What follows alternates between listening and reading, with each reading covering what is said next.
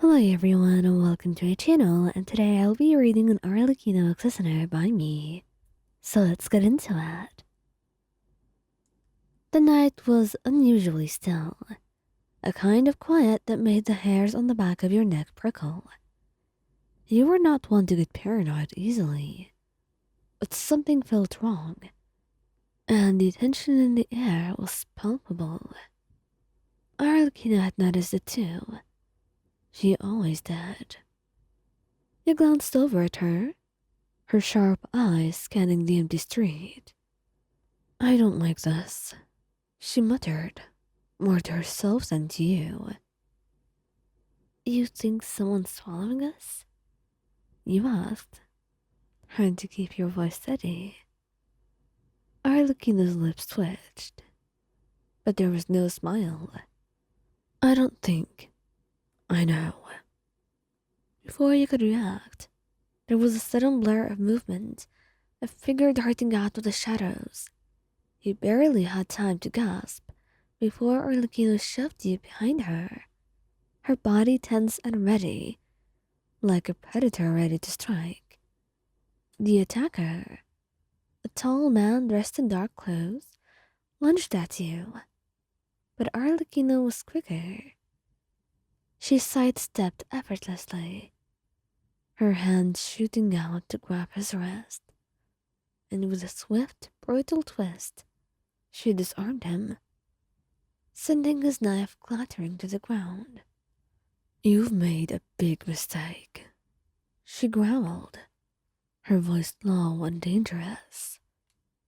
The man snarled, trying to wrestle free out of her grasp, but Arlecchino was unrelenting.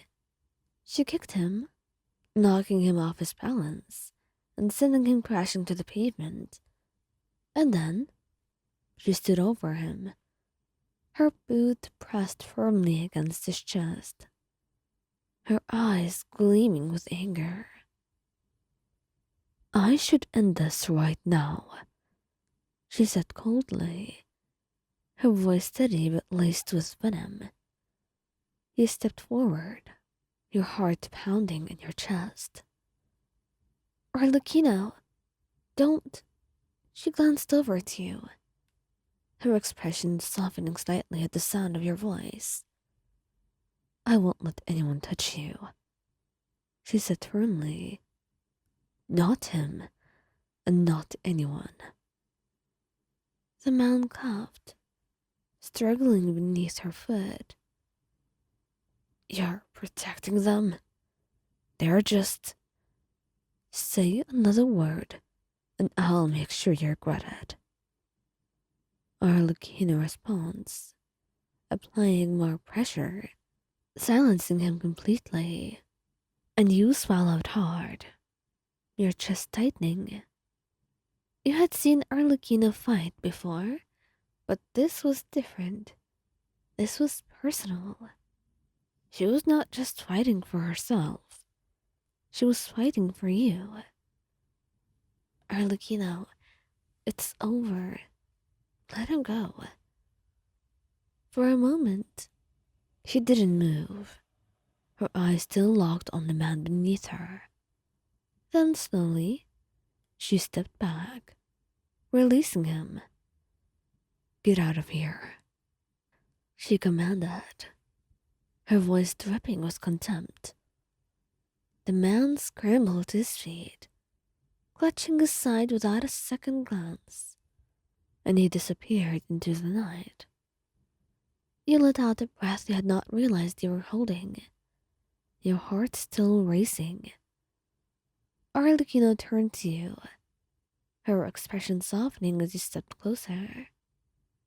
"Are you all right?" she asked, her voice a little quieter now, the edge completely gone. You nodded, but your legs felt shaky, the adrenaline still coursing through your veins. "I'm fine, thanks to you." She reached out, her hand brushing your cheek gently. "No one's going to hurt you. Not while I'm here," she said, her voice firm but gentle. You leaned into her touch, your heart swelling with gratitude and something deeper. I know, you whispered, your voice thick with emotion. I'm just. I don't know what to do without you, Arlecchino. She smiled, a small, rare sight that made your chest tighten. And you'll never have to find out. Trust me, she promised, pulling you into her arms. And for a moment, you just stood there, wrapped up in her warmth, the cold night air forgotten. You could feel the steady beat of her heart against your chest, the strength in her embrace, reminding you of just how fiercely she protected you. I don't know what that was about, he said softly, your voice muffled against her shoulder. But I'm glad you were here. Arlecchino's hand stroked your hair, a soothing gesture that made your heart flutter. I'll always be here, she murmured. And whoever that was, they won't be a problem anymore. Not for you. He pulled back slightly, looking up at her. But what if there are more? What if... She silenced you with a soft kiss, her lips warm and reassuring. Let them come. I will fight every single one of them if I have to. Your breath caught in your throat, the intensity of her words sinking in.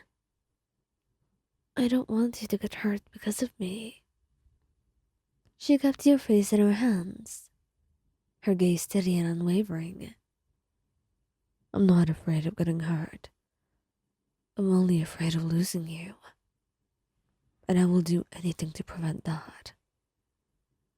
You leaned in, resting your forehead against hers. You won't. I'm not going anywhere. I promise you. And she felt herself smile a little bit at her words. And she knew that she will do whatever she can just to make them come true. She will not let anyone take you away from her, no matter what happens.